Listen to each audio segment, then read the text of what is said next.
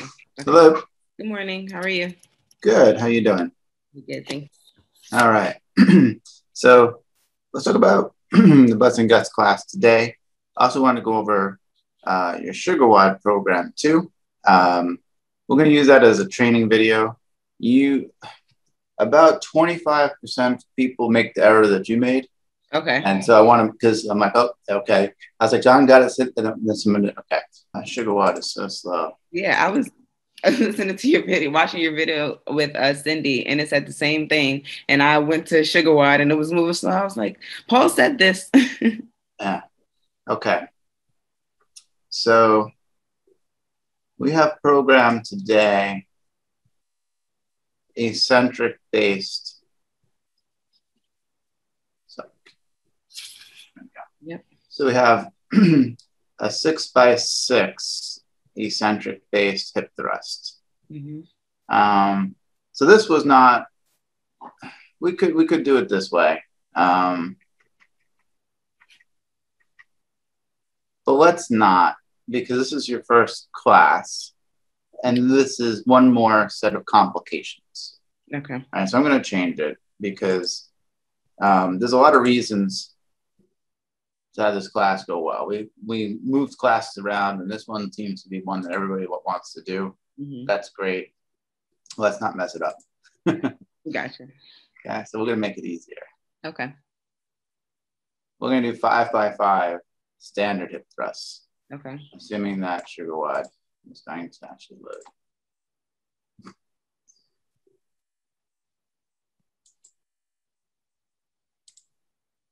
And to get that lift, because it's a straight barbell lift, I'm just going to go down here, grab that one.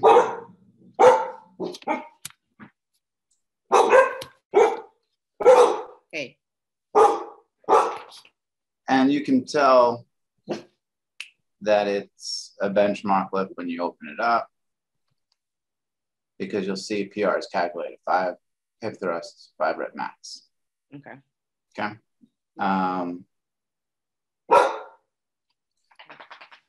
You know what? Why don't we even do something a little bit better?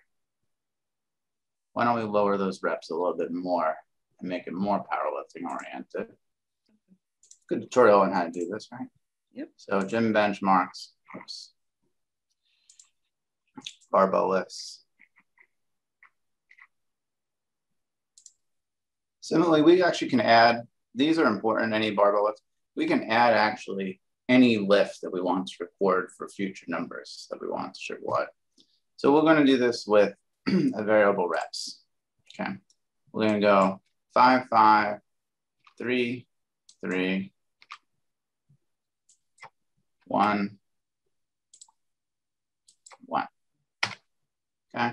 So you're going to raise weight because we're going to lower reps. We're going to actually calculate. Maybe we'll do one more. 1 rep max today. Okay. Okay. That's an important thing to learn how to coach people to do. Plus, I'll be there to help. Okay. Okay. So that's what we're doing for hip thrust. And then for the little I button, by the way, SugarWOD is so finicky on the back end. You click preview, that always works. It doesn't have load problems. Okay. We're doing 4 rounds of 12, 12 B stance Romanian deadlifts.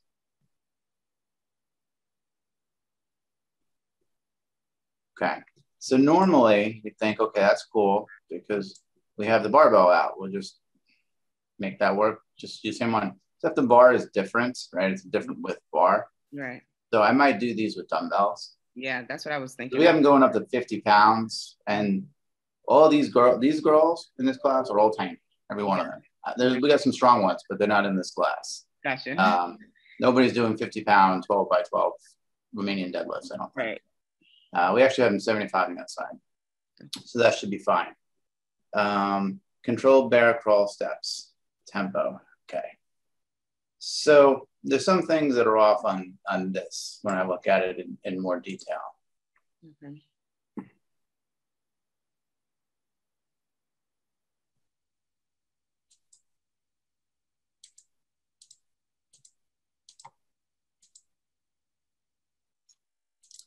It's slow today.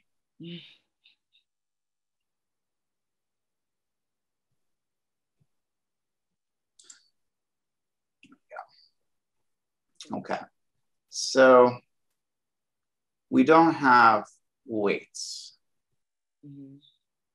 We should have weights, right? We never put in, this is some kind of metcon before load was written. Mm-hmm. So we track the weight.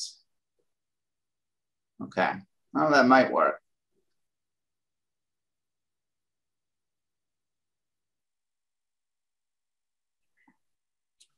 But let's see.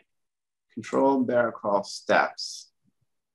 Tempo 1, 2. There's some things that don't make as much sense about this as they should. So the tempo.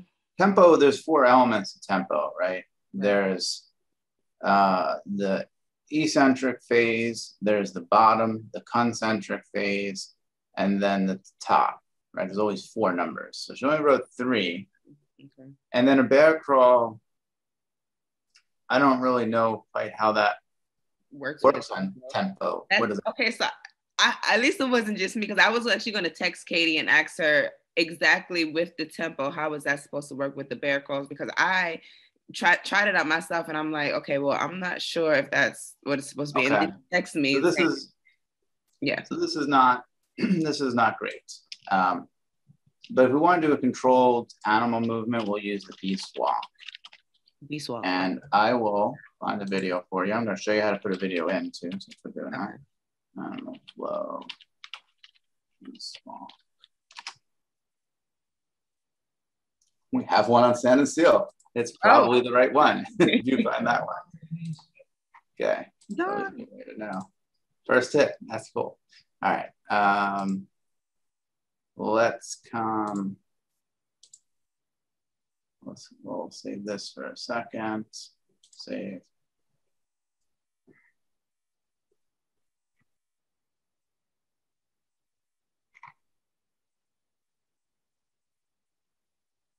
If you want to add a YouTube video because the movement's unusual, you click over here, it says media components, and you just put in the URL. Mm-hmm. Pulls up, and you just slide it over.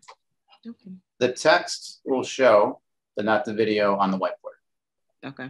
Okay, so that's how you do that, and you can take a look at Dawn's positioning. A lot of it, it's opposite movement, mm-hmm. and then everything is parallel to the ground.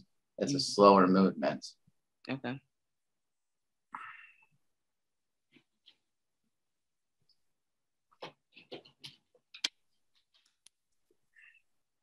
Okay, so now we have 20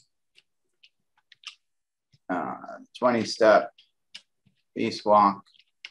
And then the big questions will always come up. Left and right counts as 1. Right. Okay. And that's hard for a lot of people to do, believe it or not. Yeah. So then we still have this Romanian deadlift mm-hmm. as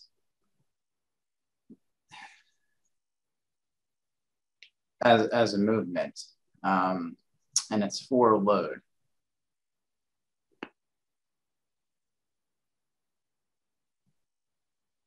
Here's what would have been better. Here's what I don't like about it. Mm-hmm. This sets up like a Metcon in terms of time. Gotcha. That's kind of where this would go, except we don't have the weight specified.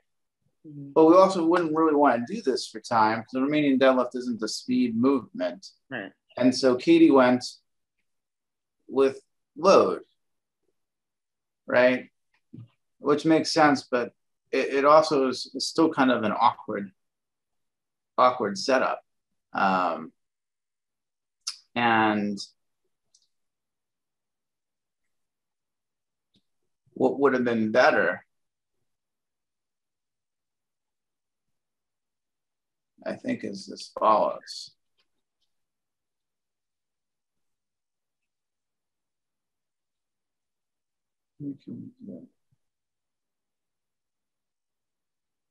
That's also a movement that's hard to do max reps on because it's hard to do max reps because your form will just kind of, you lose range a little bit. And it's not a movement that easily gets to failure either. I think the problem is this is a good movement to do, I don't think I need to put it into a Metcon. Mm-hmm. So maybe we keep this movement and put it into the workout as its own element, because it's left, right anyway, so it's not hard to switch. We'll put a time cap, and then we do something else with the beast walk that would make more sense. And why don't we do that? So here's my idea. We're going to do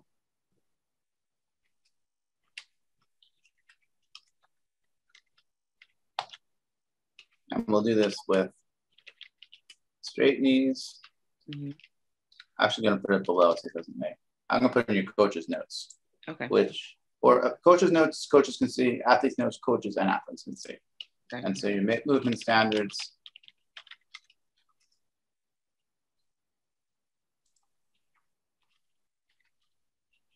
Straight legs, toes dorsal flexed.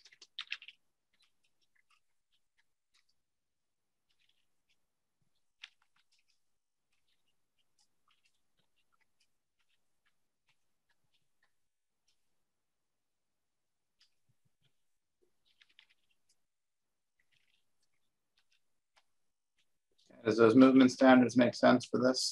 Yep.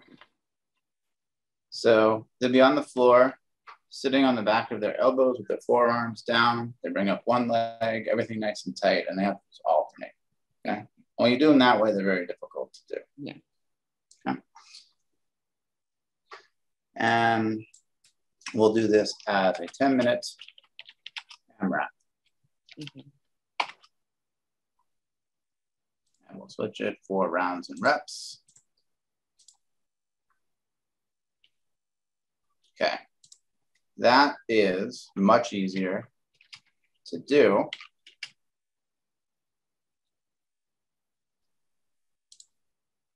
And so we'll save it. Okay. But I was cool with having that beast stance deadlift, so we'll put that in as its own element. Gotcha.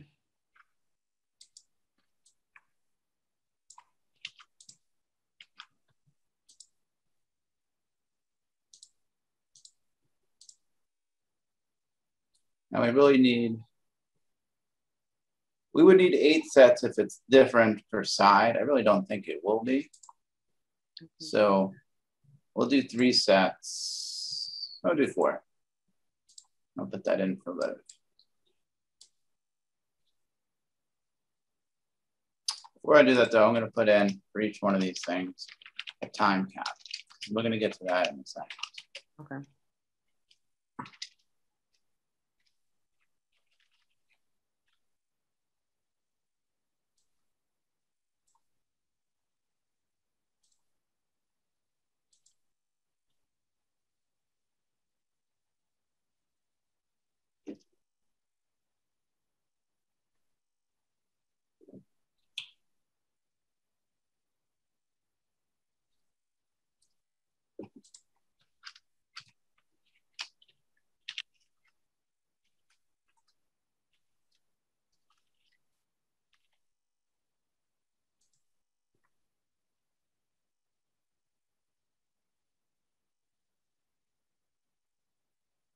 Incidentally, a trick to deal with the slowness of this is each actual workout has its own page it creates, and you can always save those links up in your browser.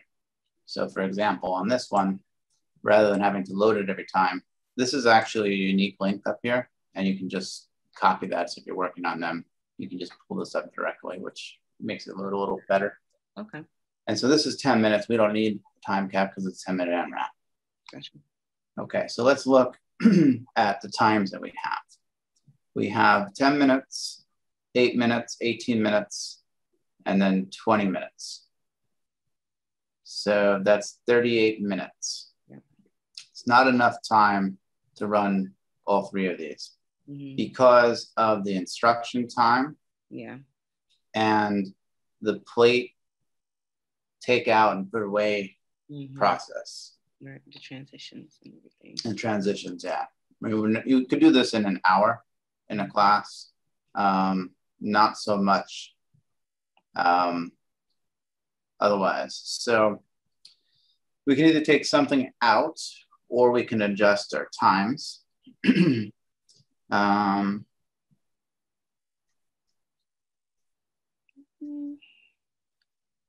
Or can we, for the hip thrust, can we decrease the reps, and maybe that will be?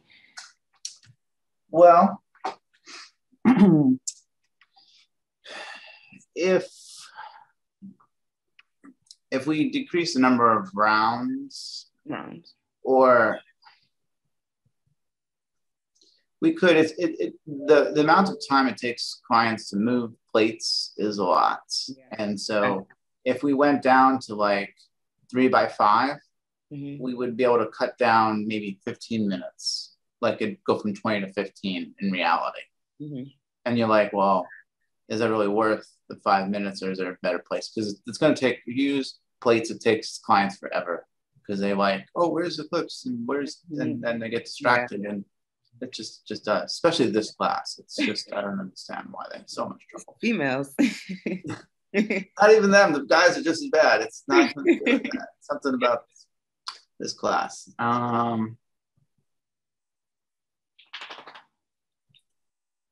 We don't have time for this element. As good as it might be. Yeah.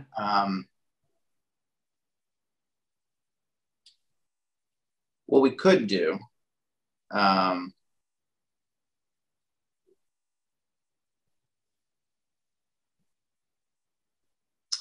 only way to get it in, and it has to do with the way you coach, is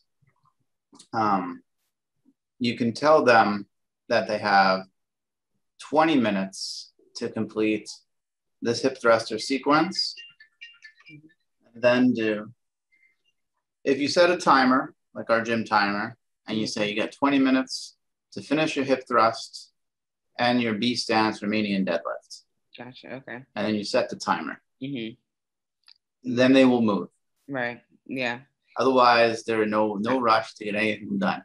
Yeah, and it makes sense, you know. They're like, okay, well, we just got to be able to do our hip thrust, and that's it. And we'll wait for her to give the next direction. But if they have a time cap, they're like, okay, well, we got to get the hip thrust and a B stance in, so we're going to get it done. So, all right, and we're going to put that in the instructions right up here on top. Okay.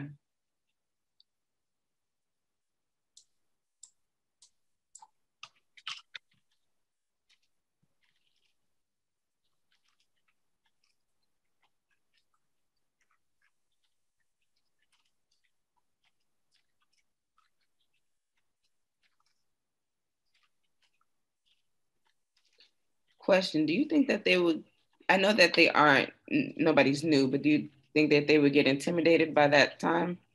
A little bit by having to, okay, complete both, okay.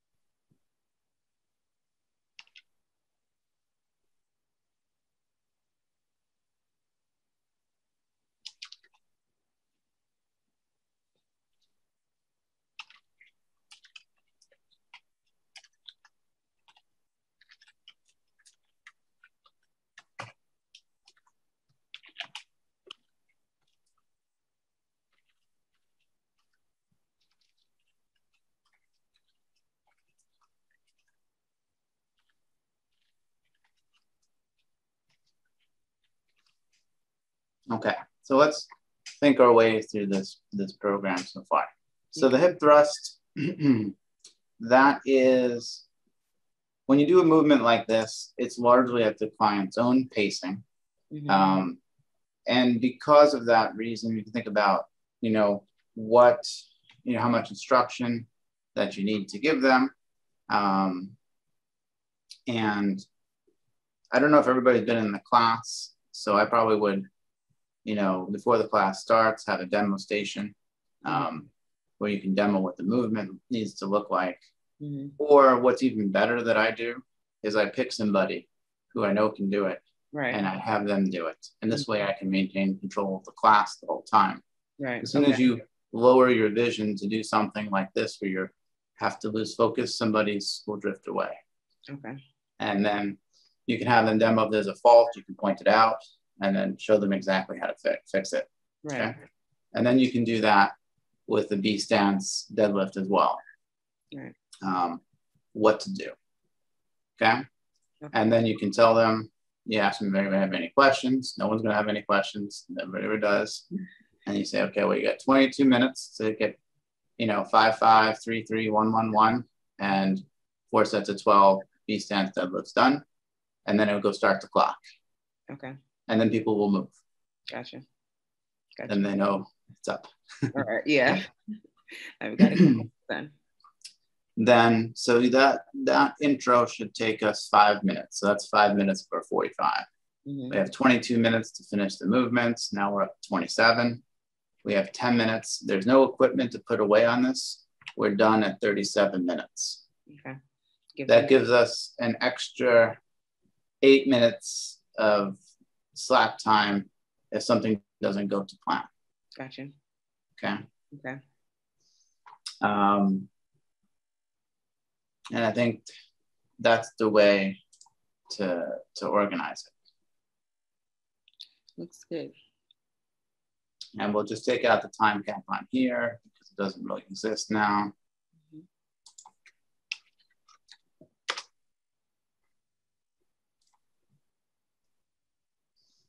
Okay, so that's how we should run the class. And I want you to,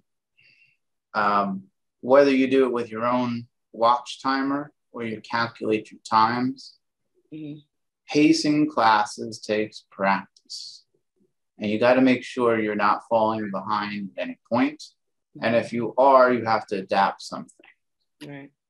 Okay, I mean, nobody's perfect. But if you're falling behind, because who knows what reason, because there's a lot of people, Ethan comes in half an hour, who knows what will happen. Right. You just got to make sure you know where you are in your class. I might cut this time down a little bit if I had to. That's probably what I would do, or cut down the AMRAP time. But probably cutting time here is the best because this is a controlled exercise. You'd have to modify this for people to log in. Right. You also got to leave yourself time for them to log their SugarWOD in, right? They're going to do that before they do this. Okay. Okay, you're going to tell them, well, my phone's up front. We'll go get your phone. It's in the car. We'll go get your phone. We log our workouts here. Yeah. Always workouts. Gotcha. Yeah. I happen to know these people, and so I can tell you their knowledge. You don't know these people, but you could look at them if you needed to. Okay. We have enough time to do this workout with as modified. And we'll put this as 22 minutes.